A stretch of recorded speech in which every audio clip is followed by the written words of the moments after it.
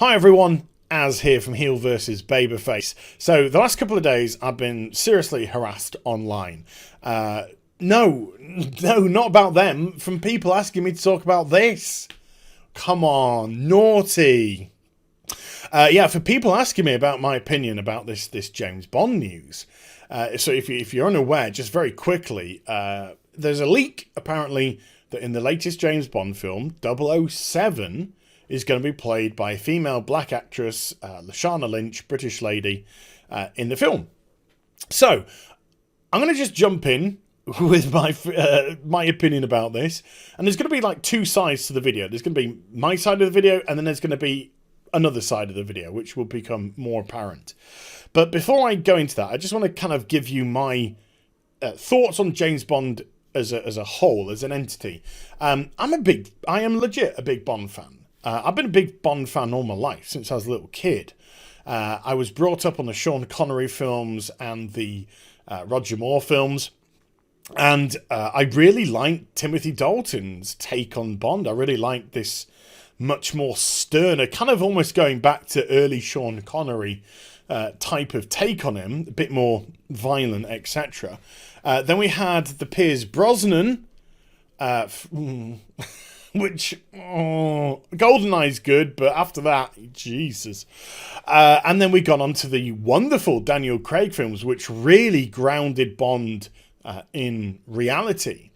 And one of the reasons why I've liked James Bond throughout the whole of my life, if you're of a nervous disposition, now would probably be the time to clutch some pearls, is because I love the male power fantasy of James Bond. OMG.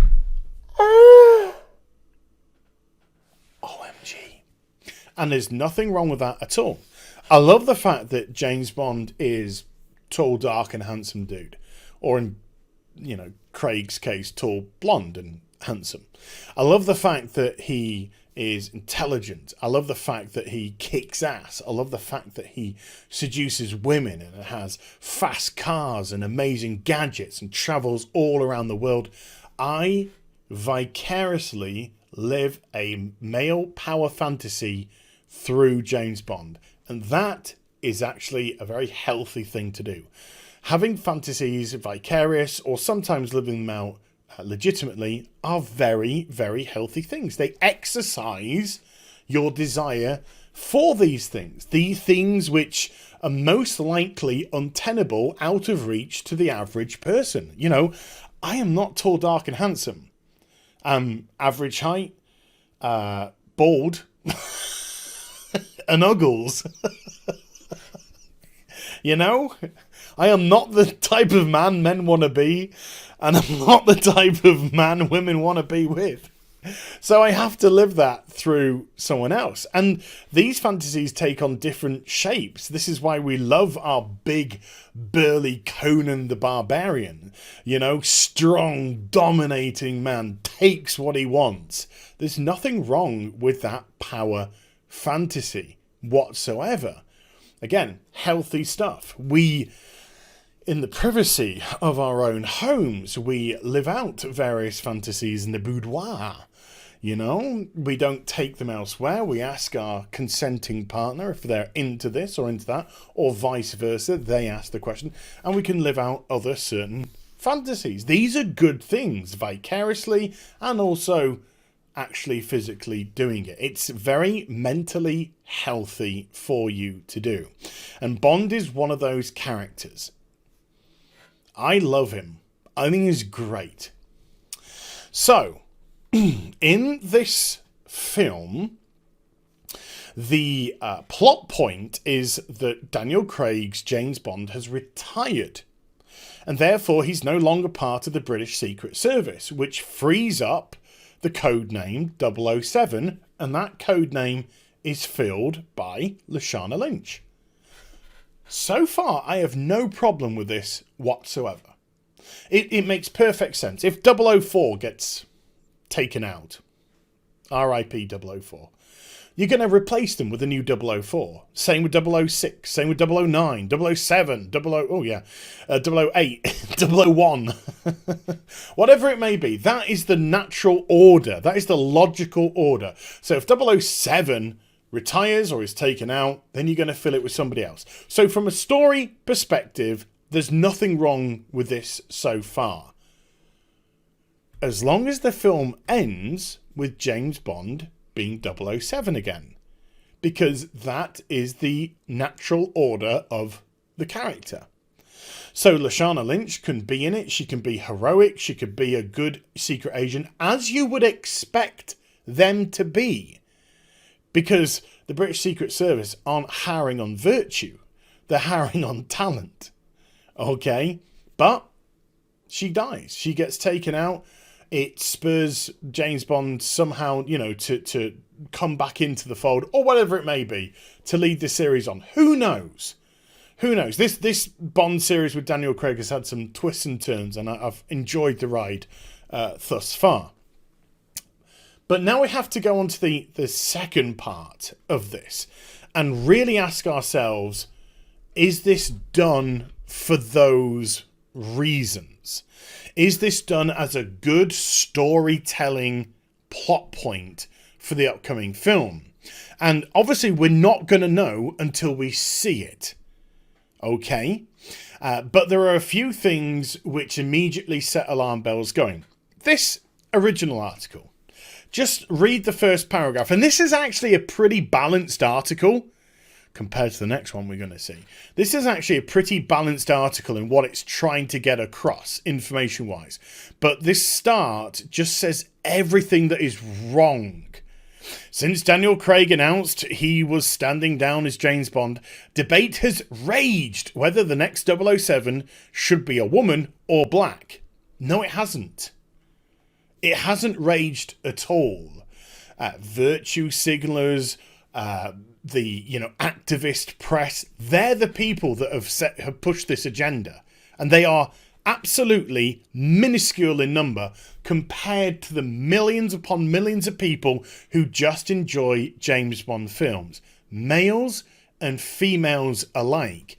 Because although men like to have the power fantasy of James Bond, do you know something else? Again, get your pearls ready, get ready to clutch them. Women love him. Women love him. They love that strong, domineering male. Because in the real world, where all of us live, men like women and women like men. And he is just as much a fan character for ladies as he is for gentlefolk. So this isn't actually true. This is a minuscule part of the press who want to push an agenda. Exhibit A, Idris Elba. Idris Elba is a great actor. He is a great actor. Luther is a great show that has been very much loved here in the UK. And he's picking up Hollywood roles left, right and centre. He's very much in demand. But the Virtue Signal Brigade all call for Idris Elba to be in the next James Bond. Oh, he should be. No, he shouldn't. He shouldn't. Is it because he's not talented enough? No, he's absolutely talented enough. Is it because of his colour? No, not at all. Why? Why shouldn't Idris Elba therefore be the next James Bond? To me, it's this. It's this. Right here. That's what that is. Idris Elba is going to be 47 years of age this year. The latest Bond film doesn't come out until next year, I believe. 2020. And then what? Then you're going to have 2 or 3 years of production until release of the next Bond film. He's going to be about 50 years old before his first James Bond film comes out. And then you want continuity. You want somebody to stick around for 4 or 5 films, like most of the Bond actors have. So by the time Idris Elba would have finished his stint, it'd be about 65. It just doesn't make sense. And before people go, well, Roger Moore, it didn't make sense with Roger Moore. Even back in those days, people were saying, isn't he a bit old? He's a bit old. He's a bit old. And he'd still got plenty of Bond films under his belt when he was much younger. So that is why Idris Elba, in my personal opinion, shouldn't be Bond. But this is where the virtue signals will come in, because he's a popular black actor and therefore they want to push an agenda. A potential red flag for some people could be Phoebe Waller-Bridge, who's been brought on as the co-writer of the project, a self-proclaimed feminist. She voice acted the absolutely dreadful robot in the Solo film.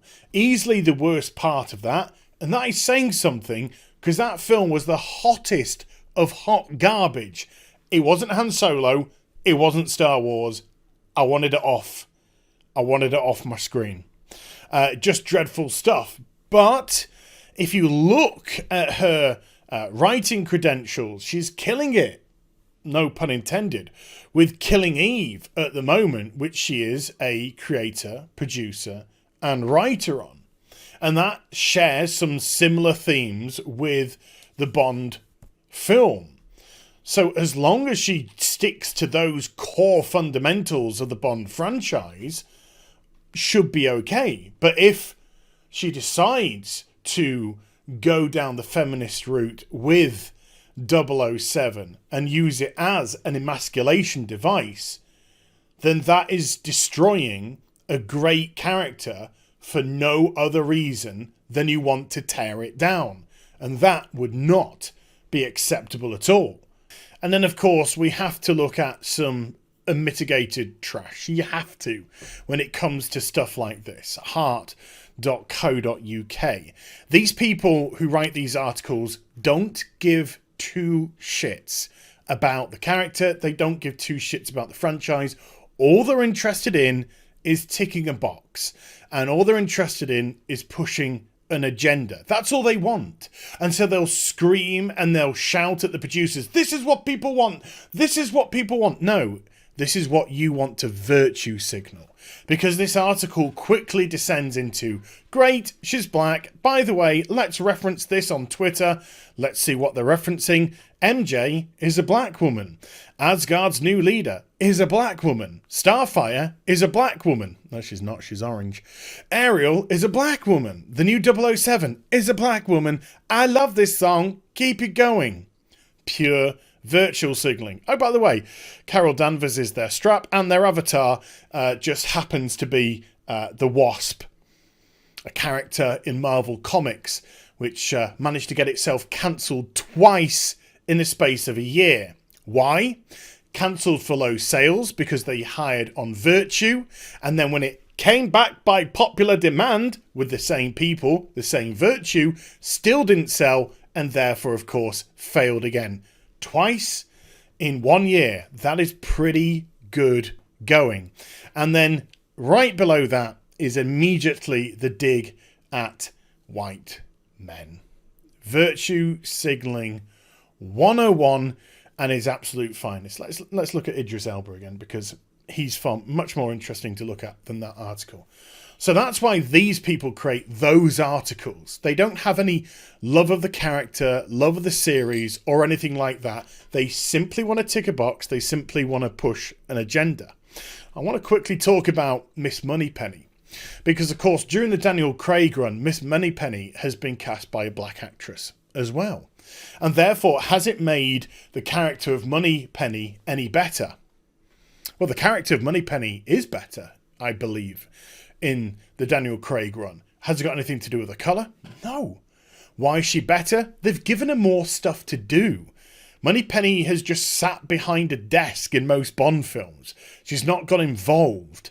During the Craig run, she's got more involved. They've given her more to do. They've given her more banter with Bond itself, other than a quick innuendo as he walks into the office and throws his hat onto the peg.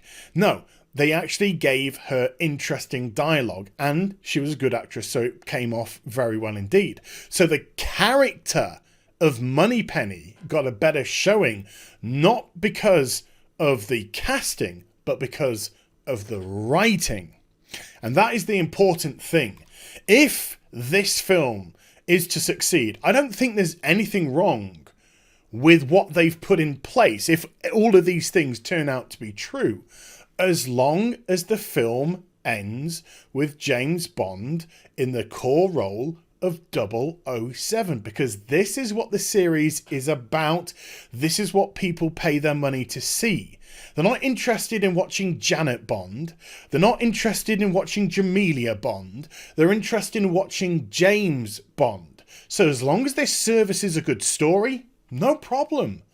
No problem whatsoever. But if you're doing it to virtue signal, or if you're doing it to try and push out the male lead of James Bond and try it and fill it with a different diverse role, because that's where we are, you will find the series will die.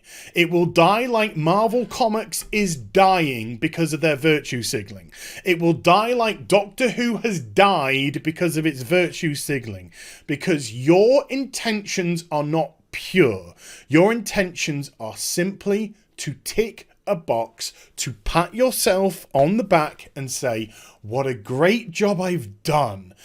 For the last 57 years, James Bond has been defined very specifically as a white, British, heterosexual spy. Those are his credentials. And that's fine. There's nothing wrong with having clearly defined parameters for a character. If somebody else wants to come along and they want to create their own spy of some other diversity, do it. Do it. And I hope you succeed. But transplanting a colour for another colour, or transplanting a gender for another gender, purely to assume, to take over, to assimilate that role in the name of virtue, is wrong. Because it's not done for the right reasons whatsoever. All it's trying to do is take something which is established, which has been built for X amount of years, and flip it over because it serves your current agenda, political, identitic narrative. So there we go. Hope you enjoyed the vid. If you did, do give it a thumbs up and also subscribe to the channel. Follow me on social media and Twitch for live streaming. Links, they're in the description box down below. And I'll be back with some more stuff very soon. You take care. Bye for now.